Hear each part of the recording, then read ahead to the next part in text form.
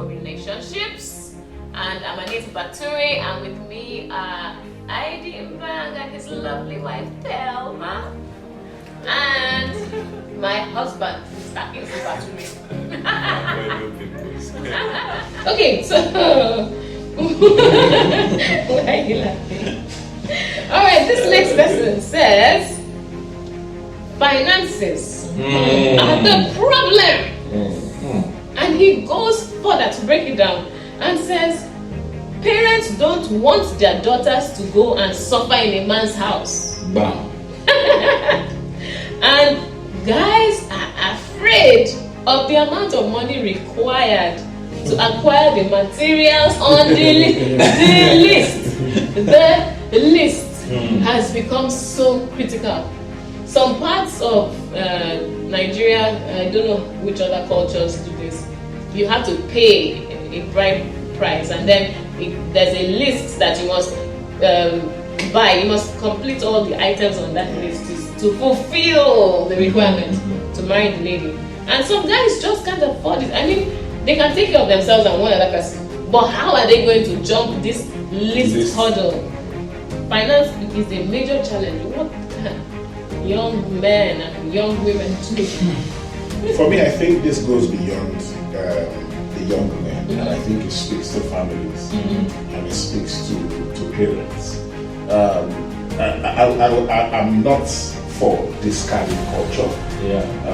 I wouldn't do that, but I'd say what's the temper justice with mercy. I mean, I have seen a marriage list before for a young man, and the first question that popped up to me was, if this guy is able to produce everything on this list, how are they expected to survive?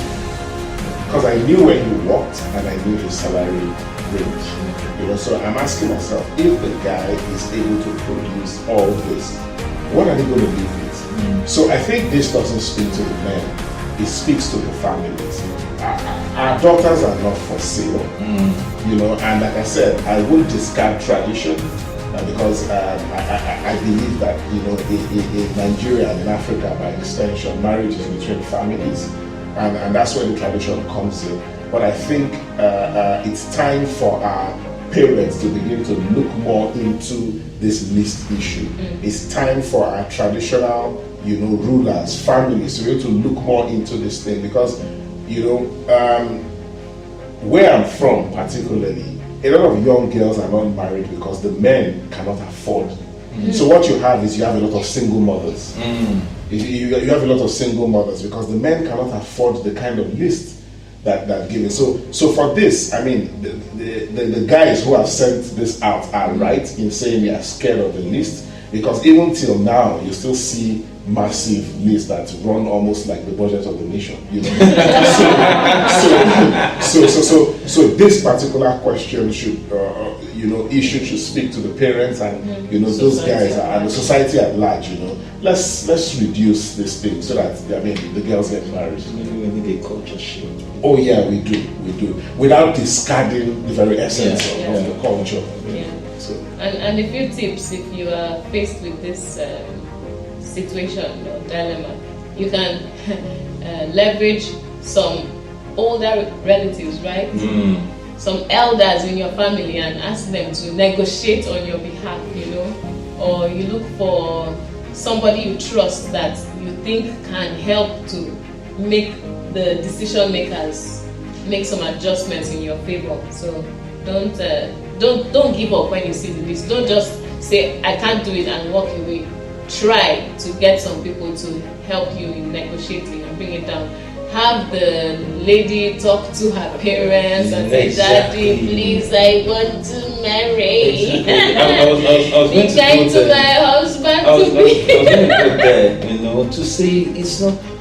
When we talk about the list, it's not just the guy that is entering the marriage. It's two people that are going into the marriage. So leverage whatever relationships that you have, to be able to see how to drive down this thing or how to cross over it.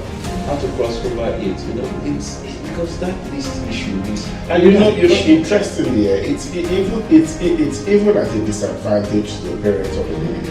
I have literally had situations where guys will say, after I've paid this list, make I see your papa for my house. You know that kind of thing. You know, I've gone through all this and then, you know, so it's even to disadvantage to some parents. So I mean, there's some very wealthy people who list to them and say, yeah, I mean, consider the person who is marrying your daughter. Consider what he does. I mean, before dishing out. You know, I remember one of the items on my bride price list was Hollandis. And I think Hollandis back then was about 30,000 naira. And I went to my dad and I said, I'm never going to try this Hollandis. It's not my generation. I want the Viva. You know. That's a good desire. That Viva was 4,000 naira. Yeah, and I said, I want something I would wear. So can we switch the Hollandis, 30,000 naira Hollandis for the 4K Daviva? And that's how we were able to kick that off the list, and I got my Daviva that I liked. You see, and that's why I say there are two people involved because sometimes the ladies too need to see and say, okay, it's not by how much the guy pays that proves how much he loves you. Yeah. You know, there's no relationship. Capability, because I think there's a sense of pride. Like my list was fully paid. Yeah. It's well to do. No. What you need to be proud about is that he paid your bride price, because that's the main. The bride price on the list is the guy's key responsibility. I've seen the list from Igbo land. You will pay for the youths, you will pay for the virgins, and you will pay for the grandparents and the dead grandparents. I mean, you will pay for the village youth community. And I mean, you are wondering. And let's be real, people. So if we come back to the core issue, which is finances. I know sometimes people hope to get married to someone who is already made, you know, who is settled, has all the money and all of that. And in this day and age, some ladies are also saying, from the feedback we got, that they would rather be financially stable before they get into a marriage, so that they are not a liability to their husbands. So they want to be able to bring something to the table, which is an interesting idea. But what can we do with finances? Is there a place for starting small? Is there a place for growing together and so on? Well, off the top of my head, I would say that another of my mentors used to say that life is in phases and men are in sizes. Now, you have to understand where you are at every stage in your life.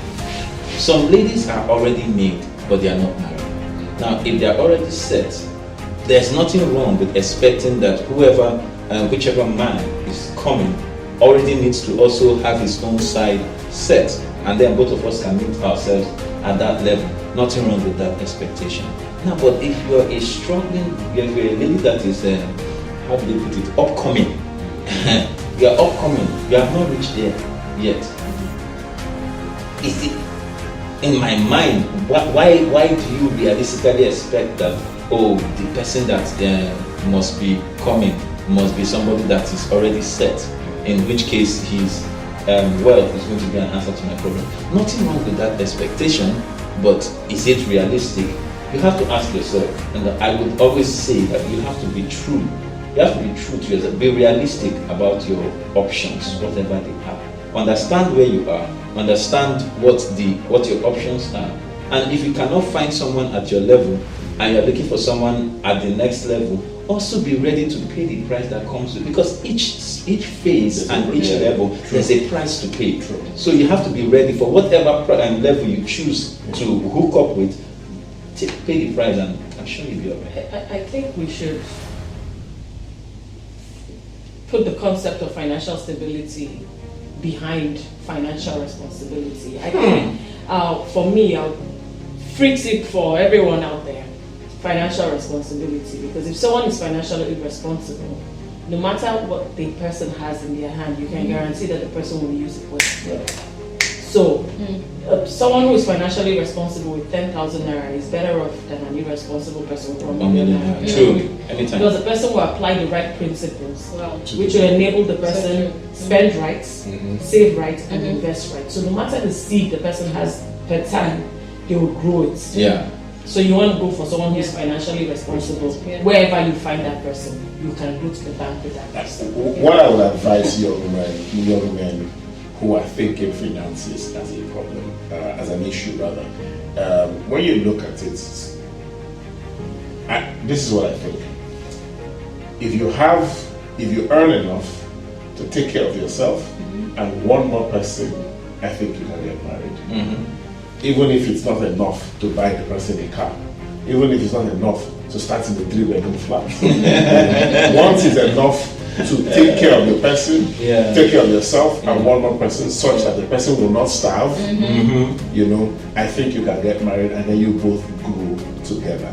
I mean, everyone needs to, at a point in time, everyone needs to be able to, like she said, be financially responsible.